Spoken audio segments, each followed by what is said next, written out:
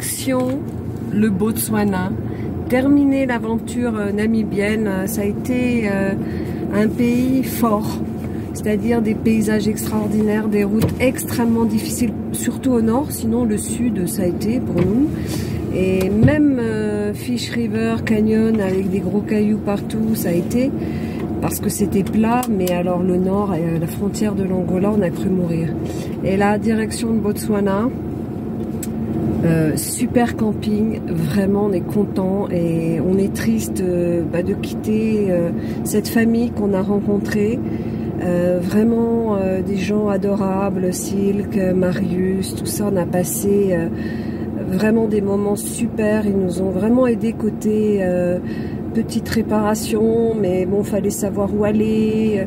Ils nous ont emmenés partout, on a eu les meilleurs professionnels, on a eu les meilleures adresses, vraiment génial. Enfin voilà, merci Marius, merci Silk, et puis j'espère qu'on se reverra un jour.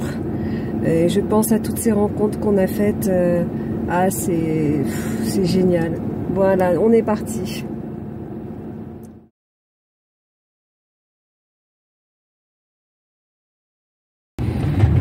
Alors, ils demandent même pas d'assurance, parce qu'il faut savoir que pour la Namibie, on n'a absolument pas d'assurance. Pour le Botswana, je pense pas non plus. Enfin, on va quand même demander, mais ça m'étonnerait. Et donc là, on vient de passer le poste namibien. Et bon, ils veulent pas tamponner le CPD, le carnet de passage en douane. Bon, je sais pas pourquoi ils disent que c'est pareil. Bon, on continue notre passage de frontière. On va voir comment ça va se passer côté Botswana. Ça y est, on est au Botswana. Alors, ils n'ont pas voulu tamponner notre CPD de sortie en disant que c'était la même chose. On l'a fait tamponner pour le Botswana quand même. On doit payer en fait une taxe pour les routes. Ça comprend l'assurance. On a payé 31 € pour un mois. Voilà, c'était assez rapide. Aucun contrôle sanitaire. Rien du tout.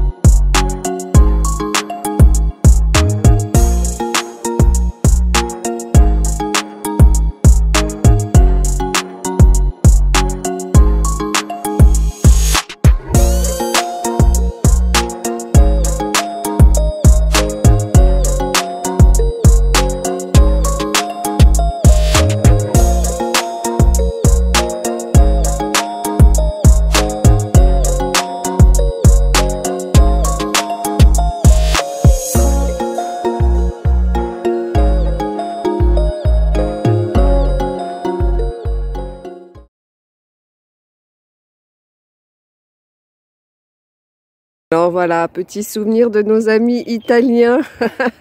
Fantastique rencontre. Ils sont tout petits mais très efficaces.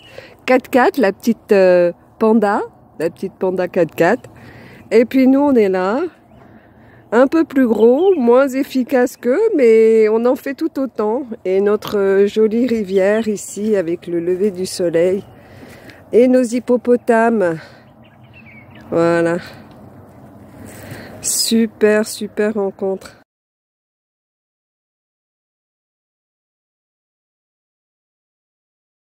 Alors voilà, notre petit camping, super sympa.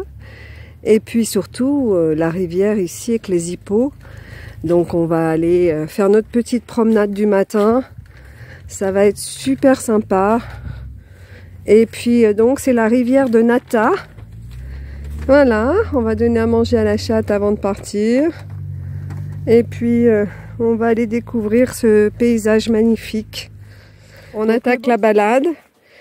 La balade sur la rivière. Alors là, oui, oh bah, y a tout ici. Hein. Hippo, serpent, crocodile. Je pense qu'on va pas être tout seul. Mais bon, ça fait partie des habitants, des locaux, donc ils sont chez eux. C'est nous qui venons les voir. Donc c'est juste qu'il faut faire attention où on met les pieds. C'est tout. Voilà. Alors le Botswana, comme vous pouvez le voir, c'est magnifique. C'est un super pays où la nature est vraiment incroyable, les animaux sauvages, tout est absolument parfait. Sauf que c'est extrêmement cher pour nous. Hein. Par exemple, l'excursion sur le delta de l'Okavango, 100 € par personne, et encore là c'était un super prix. Ça veut dire 200 € la journée, vous imaginez. C'est hors de prix, quoi. Je veux dire, surtout pour l'Afrique, nous on est quand même choqués. Là, le parc Chobe, on nous parle de 120 € par personne, alors que les animaux, il y en a partout. On va pas payer ce prix-là pour aller voir des animaux, c'est même pas la peine, surtout qu'au Zimbabwe, on risque d'en voir. Donc voilà, ça c'est ce qui nous choque ici dans ce pays.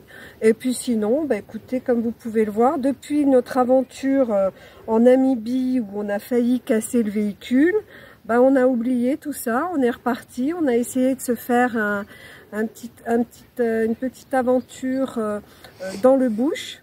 Cette aventure dans le bush, elle a coupé court parce que d'abord on n'a pas réussi à trouver la piste malgré le GPS qui merdait, je sais pas, ça marchait pas, c'était extrêmement sableux. Alors donc pour prendre du sable, maintenant on sait qu'on peut en dégonflant les pneus, mais c'est pas le problème. Le problème c'est que pour faire demi-tour, quand vous êtes dans des petites ruelles, faire demi-tour avec du sable, c'est l'horreur, quoi. Donc on a essayé 2 fois et puis après on s'est rendu compte que le manomètre pour regonfler les pneus et pour les dégonfler encore était cassé, donc on n'avait plus de repères pour les pneus, pour savoir où on était au niveau de la pression, s'il fallait remonter, redescendre, etc.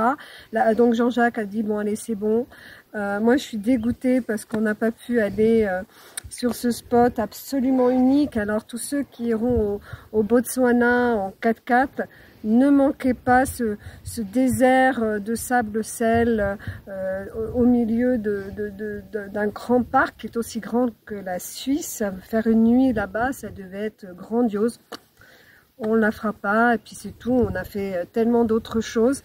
Voilà, donc là maintenant nous, on est en mode sauvage, je me coiffe même plus, on se lave hein, quand même, hein, mais on est en mode sauvage, on fait des choses extraordinaires vraiment pour nous, sans être 4x4. Alors certains vous diront ouais t'as pas besoin d'être 4x4, moi quand même un peu quoi. C'est heureusement qu'on a des bons amortisseurs, qu'on a un véhicule exceptionnel, parce que sinon je pense qu'on n'aurait jamais pu faire ce qu'on a fait. Donc voilà, maintenant direction la rivière de Nata et une super découverte.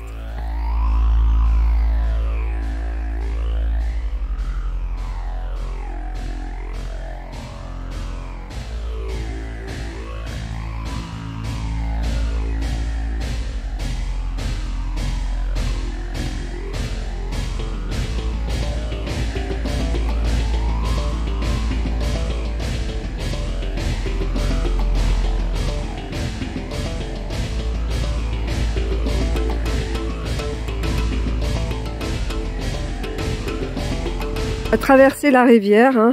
évidemment. Voilà, on traverse la rivière.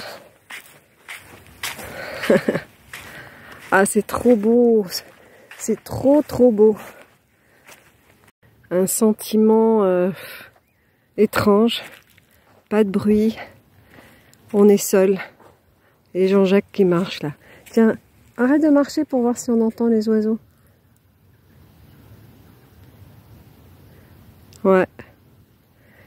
Ah, il y a un oiseau qu'il faut absolument que j'enregistre. Il fait « Ouais, ouais !» Mais je plaisante pas. Hein. Je vais l'enregistrer tout à l'heure. Ah, il est énorme. Il est à côté du van. Et il fait « Ouais !» Bon, bah là, on a quitté la rivière pour aller voir ce qui se passe ici. Donc, ça a l'air pas mal. Et il y a une route. Enfin, une route. Ouais, si on veut. Je pense que peut-être on peut venir avec le van. Ça doit être, c'est pas mal, c'est dur, c'est pas trop sableux. Et ça peut être sympa. On doit pouvoir venir avec le van et se poser là. Là, il y a un spot ici, là, qui est pas mal du tout. Ouais, ça peut être bien. Hein. Faut trouver l'entrée. Ah zut. Ah, c'est pas mal, c'est un grand parc. C'est vraiment super calme. Par contre, la nuit, il doit y avoir des hippos. Et ça, c'est sûr que c'est dangereux. Hein. Enfin, si on sort pas du van, ça devrait aller. Ici, on a les canoës. Et là, on a les hippos qui viennent d'arriver. Alors, je sais pas si je vais réussir à les attraper. Non, non, non. Non, non, non. T'as pas vu, toi, ce qui est sorti de l'eau, là? On va réussir à les attraper parce qu'ils ont plongé et ils sont partis. Il faudrait réussir à les attraper. Ils nous ont entendus peut-être. Hein. Ah, chier.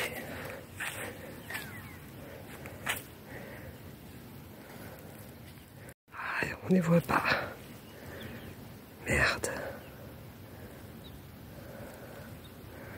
Chier.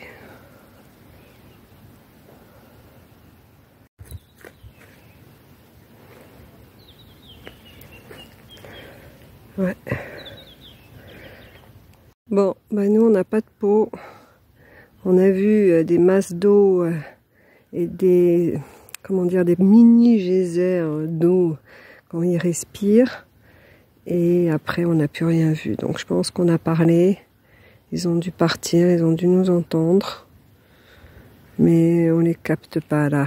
La chaleur commence à taper et à mon avis, ils sont sous l'eau là, bien au frais. Faut venir à la tombée de la nuit et malheureusement, j'ai pas de zoom ou de caméra qui me permettent de faire des plans de nuit comme certains. Enfin, j'ai un équipement plus que basique, donc c'est pas évident. Avec un ordinateur qui marche pas pour faire des vidéos, c'est super. Enfin, je m'en fous, moi, c'est des vidéos souvenirs. Et puis si ça se regarde, eh ben c'est bien. Ça se regarde pas, c'est bien, je m'en fous. Je partage ce qu'on vit et c'est déjà pas mal. Et ça nous fait des souvenirs. Donc là, pas d'hippopotame, même pas l'ombre d'un mouvement de l'eau. Voilà, donc on les verra pas. Bon, on en a vu plein, mais là, dans la rivière de Nata, on n'arrivera pas à les choper.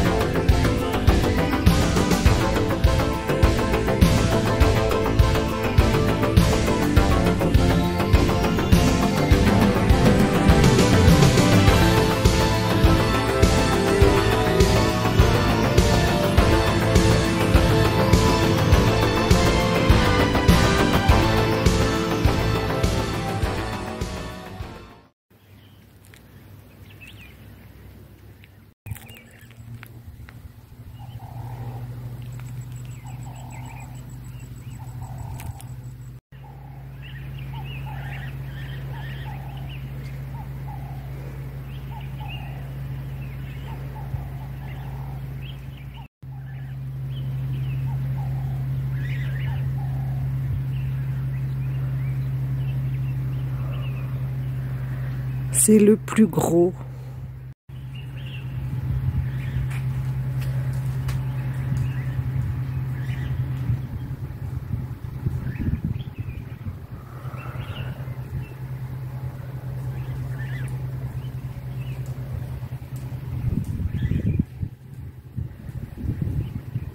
« 4000 ans ». Il est énorme.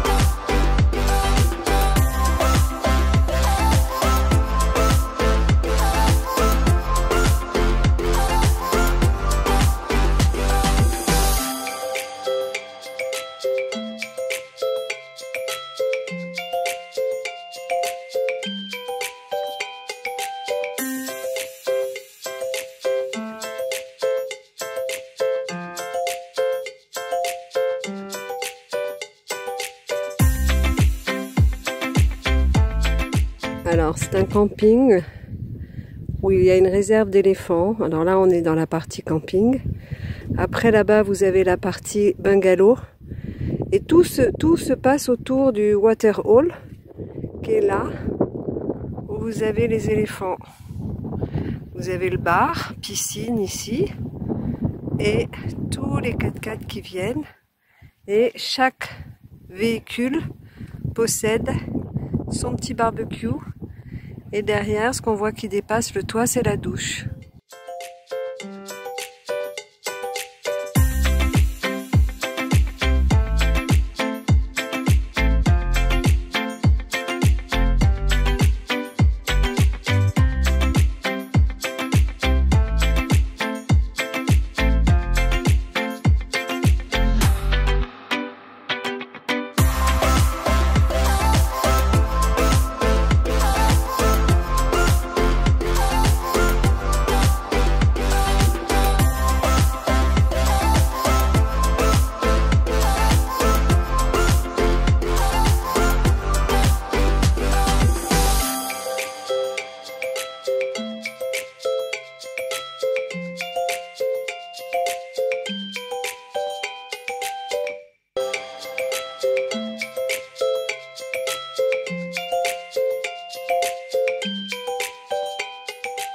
C'est super sableux, tout droit. Tout droit? Bah oui.